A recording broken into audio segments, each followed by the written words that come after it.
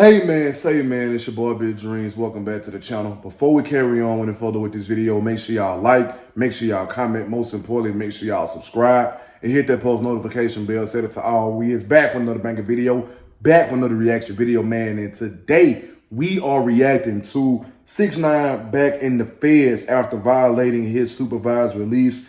EOS and a sentence, 1090 Jake. We finna dig in here and see what's going on. I'm not gonna make the opening of this video too long. All I ask is that y'all smash that like button so this video can rank higher on the algorithm. Go crazy in the comments. Let me know what you want me to react to. And if you watching me and you not subscribed, man, subscribe. That's all I ask. We finna go ahead and dig into this video, man. Man, what's up, everybody? Welcome back to another episode of EOS. It's 1090 Jake, but I'm rocking with y'all. Y'all rocking with me. And for this video, y'all see the title. Let's get right into it. America's most hated snitch, Tekashi 6ix9ine, is back in the feds after being arrested by U.S. Marshals. Tuesday, October 29th, 2024, 6ix9ine walked in the New York Southern District Federal Courthouse, located in Manhattan. It's been so long, many have forgotten the details of 6ix9ine's case, or the fact that he's been on supervised release since his 2020 plea deal. 6ix9ine was on top of the world during his music reign, and he fell to the very bottom of society, landing in prison. But even in the criminal world, 6ix9ine would be pushed further down the food chain as he was outcasted for snitching and labeled a rat. For 3 days, 6ix9ine testified against two high-ranking 9 Trey Bloods. Harv, who kidnapped, beat, and robbed 6ix9ine, would receive 24 years, and Nuke, who held the second highest position in the gang, received 17 years in federal prison.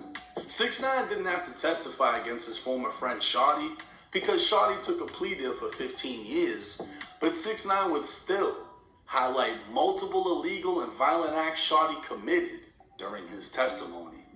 At the height of his career, with multiple platinum records, 6ix9ine was facing a minimum 47 years and up to life in prison, and only because he cooperated, he was sentenced to 2 years, followed by 5 years of supervised release. So why is he now in federal custody? Apparently 2 weeks ago, 6ix9ine was contacted and notified that he'd violated what is essentially federal probation.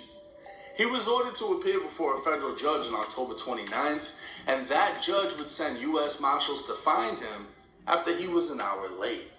6ix9ine would eventually... That's one thing about the system right there, bro. When it comes to being on supervised release, probation, house arrest, anything of that nature, one small little violation can get you back in jail, prison, whatever, depending upon the terms that they gave you once they issued you to go on to your supervised release or your probation or your house arrest, man. One little small violation, they coming to get you. Them people do not play when it comes to things like that, bro. They don't play when it comes to things like that. So if he missed a court date, if he was late for a court date, if he had any types of drugs in his system when he went and got tested, bro, they gonna put him all the way back. Them folks do not play when it comes to that, bro. Real talk. But then it was too late. In anybody's situation, they don't play about that, bro. A hearing would take place highlighting 3 violations. 1, being 6ix9ine traveled to and performed in Las Vegas without permission. 2, being he failed a drug test, testing positive for meth. And 3, being he failed to take a required drug test. Now, 6ix9ine's lawyer would clarify his client takes Adderall, which could have resulted in a false positive drug test reading. The U.S. attorney would state they plan on adding another violation for this past weekend, as 6ix9ine traveled to Sarasota, Florida, but denied being there. And then after that, he went along to a strip club in Clearwater before ending the night at a mansion party outside of Tampa. The judge apparently showed no sympathy to 6ix9ine, bringing up how another court ordered him not to leave the country. 6ix9ine not only left, but found himself arrested in the Dominican Republic after allegedly assaulting his girlfriend. Previously, he'd been detained after being accused of assaulting a local music producer.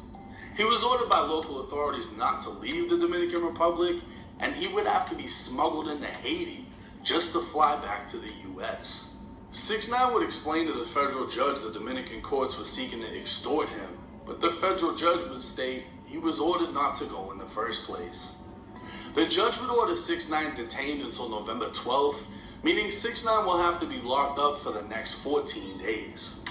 This would lead to another problem.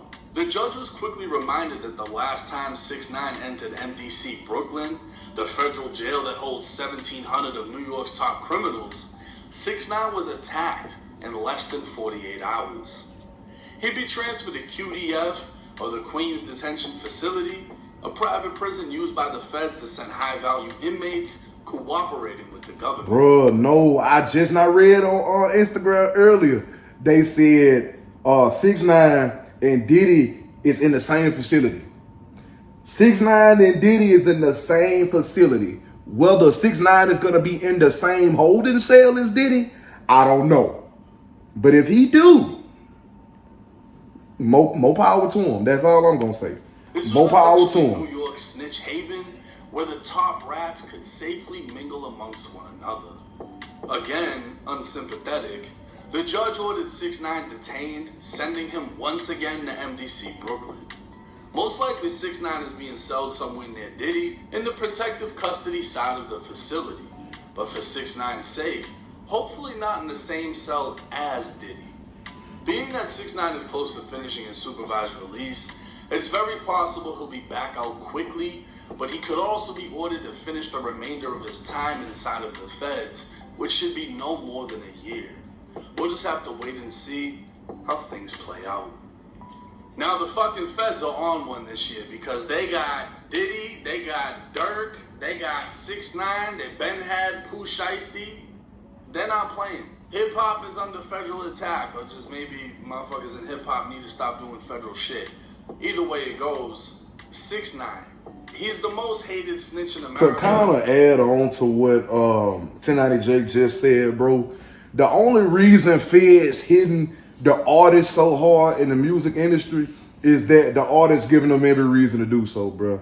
It ain't hard to catch an artist. It wasn't hard to catch Dirk. It wasn't hard to catch 6ix9ine. It wasn't hard to catch Diddy. It's not hard to catch these people, bro. They might cover their tracks for a few years, but them feds gonna eventually catch up with them, bro. They make it so easy. Especially in Diddy case. Diddy done did so much junk. It's a plethora of evidence for them to go through. So in his case, he's cooked. But the music industry, bro, they set themselves up for this. You know, the feds ain't even got to do too much. They just got to watch the internet, wiretap a few phone conversations. They might put a little wire on somebody, might put a little speaker, bug, whatever they refer to it as on somebody. It's easy to get their homies to flip on them and snitch on them. It's real easy to get to them, bro. The music industry, bro, the rappers and everybody else that's locked up, they been setting themselves up for this. This ain't nothing new. It ain't nothing surprising. It's just they set themselves up for failure. For a couple of different reasons. He's damn sure the most hated snitch in hip hop. I think because he's Mexican. I think because everyone pretty much knew he wasn't what he was portraying to be. And I think because he was a fucking troll. He trolled everybody, dead, alive, he didn't care. He went the whole block for 7 seconds. He did a lot of shit that angered a lot of people. Even the fans wanted to just grab him up. You know what I mean? He made himself a target. I'm going to put it to you like this. Let me add on to what he just said. Not trying to stop the video too much, but let me add on to what he just said. I don't feel like it has nothing to do with 6ix9ine being Mexican. I feel like 6ix9ine had already made that sort of reputation for himself before the whole 47-year snitching bid. And then once you snitch to get out the 47-year bid and you come out, you trying to go back to acting like you hard when you ain't hard to the people no more, bro. You done snitched. Snitching is the number one thing on the list that'll make today's society lose respect for you, bro. I feel like it's because he snitched because he was looking out for his best interest and didn't want to do the 47 years. And you came out And now you trying to act hard, you trying to sit up here and still do the same issues you was doing before and think that it's gonna work out. No. You got roughed up in the gym by some dudes.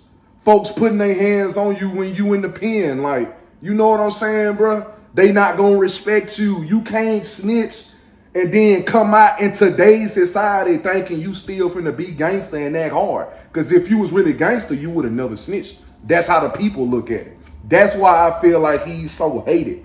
You know what I'm saying? And if you look at YSL Woody, they saying he snitched. But at the end of the day, bro, Woody ain't out here trying to act hard. And to be honest, I ain't even do that much research and digging into the whole YSL thing. I'm just going off of what's being said. But he ain't out here trying to act hard. He ain't out here trying to do none of that. Woody just in his lane, living his life. If he snitched, that ain't got nothing to do with me. But I'm just showing you the difference between the two, bro. 6ix9ine snitched, and he came out still trying to act gangster. Somebody else snitched, they come out staying their own lane. They ain't acting gangster, this, that, and the third. They still getting love from the people, this, that. You know what I'm saying? Like, this man 6ix9ine, like, a lot of the stuff that he done went through, but he set himself up for it, dog. Just being honest. People liked him is because he was still dropping crazy records and he had a whole gang backing him. Regardless of the extortion or whatever they want to make it sound like, 6ix9ine had a whole fucking gang backing him. 6ix9ine was able to point a finger and get somebody shot at, like Chief Keef, cool to be. 6ix9ine could get you beat up, could get you robbed, could get you this, could get you that, because he had the 9 Trey Bloods backing him. And to this day, no other snitch in hip-hop has been treated the way he's been treated. No other snitch has been ran down on and beat up in a bathroom at a gym. No other snitch has been, everyone's refusing to work with them. It's not the same. You got snitches doing 20 versus 1. YSL Woody just literally got a career off of snitching on YSL. And then you got plenty of other rappers that have told. But if that's the case, YSL Woody not out here being gangster. He just chilling. I didn't know he did that. We got 5 more songs playing. We're going on tour too. You know what I'm saying? Nobody is held to the same standard as 6ix9ine. So how will things play out for him now that he's back locked up? Well, the first time 6ix9ine entered MDC Brooklyn, he was placed in general population because at that time he hadn't snitched. He was most likely still under the false pretense or the false fucking whatever, the facade that he was a 9 Trey Blood and the Bloods were going to protect him in the feds. And as the story goes, he was allegedly punched on by a Crip in the feds. And after that incident, he said, fuck this. I don't know if that's what kickstarted him into snitching. A Crip had to make that happen, whatever. But they transferred him over to the other prison in Queens, the Snitch Haven. And, the rest is history. So do I think this time around he's going to go through the same issues? No. He's in protective custody. Like I said, probably somewhere with Diddy, but hopefully not with Diddy. And I'm pretty sure he's going to be fine. He's got court coming up. This isn't that big of a deal. It's some violations, but it's the fact that he was facing 47 years minimum and up to a life sentence. Right. It's the fact that, yeah, he cooperated, but had he not cooperated, he would have went down as a gangster rapper. Right. You know what I'm saying? Right. Gangster shit. That's facts. Trying to get people killed. So when that's facts. Gets broken down like that, it is kind of serious, the slightest violation. Now, if he had 5 years of supervised release, and this was from 2020, that means that he should be getting off soon. So even if the judge is like, oh, you need to finish this time in the feds, he's going to get sent somewhere sweet. He's not going to have to worry about getting stabbed and stuck in the toilet or nothing like that. And it shouldn't be for that long. The thing that's going to fuck him over is apparently he had signed some new deal or whatever the situation was that was essentially worth millions. And the number one thing he was not supposed to do was get in trouble with the law. If that's the case, then this little ordeal might have just costed him millions. Yeah, but let me know y'all's thoughts and comments. He probably just messed up the bag being stupid. 2024 about 6ix9ine, and why do you think no one else is treated the way he is? Let me know in the comment section. It's 1090 Jake. I'm rocking with y'all rocking with me. Till next time. I feel like if that's the case, if he did just sign a deal and he don't get out in time, bro, he potentially just messed up his bag. Right now, let me show you He really potentially probably could have just messed up his bag. I can see where 1090 Jake was coming from. You know what I'm saying? But my honest opinion is, bro, if it was me and I'm put in a position where I gotta tell y'all everything, or if I don't serve 47 years minimum to life, I'm gonna go ahead and snitch. I ain't even gonna cap to y'all, bro. I ain't even gonna cap to y'all. 6ix9ine done said time and time again, like, hey man, if I had did the 47 years, if I had acted tough, did the 47 years, y'all would have forgot about me. Y'all not gonna take care of my people. Y'all not gonna make sure I'm straight after that. Y'all ain't gonna make sure I got money on my books. That's self-explanatory. But you still have to keep in mind, the society we live in today, once you snitch, you're not looked at the same. Once you do some informant type mess, or once the word is out that you're an informant, they don't look at you the same, bro. So I feel like what makes his situation so bad is the simple fact that you did what was best for you, which was telling to get out of the 47 year to life bid. But you still came out and you were still on Instagram and all these social medias talking crazy and doing all this mess here. Because I can remember seeing a whole lot of stuff that 6ix9ine posted where he's talking crazy and all this mess here, flashing big stacks of money. I'm talking about acting hard after you just snitched to get out. You gotta keep in mind, bro, what I said this a few minutes ago. We live in a society, bro, snitching is the worst thing you can do in the eyes of a lot of people. You respect it more by a lot of people if you keep your mouth closed and serve the 47 years rather than snitching, get yourself out. You know what I'm saying? They don't respect it when you snitch. They respect it when you do the time. The world's so backwards, I don't know why, bro, but they respect it when you keep your mouth closed. That's something that I feel like he messed up at. Like, you just got to think about how society is, man. Y'all let me know what y'all think, though, because I feel like there's a lot that can be said here in this situation. This is the end of the video, though. Make sure y'all like, make sure y'all comment. Most importantly, make sure y'all subscribe and hit that post notification bell. Set it to all. All social media links will be in the description. The link to the previous reaction video will be there as well. Follow me on all my social medias. Click the link to the previous reaction video and watch that whole video after you watch this whole video, man.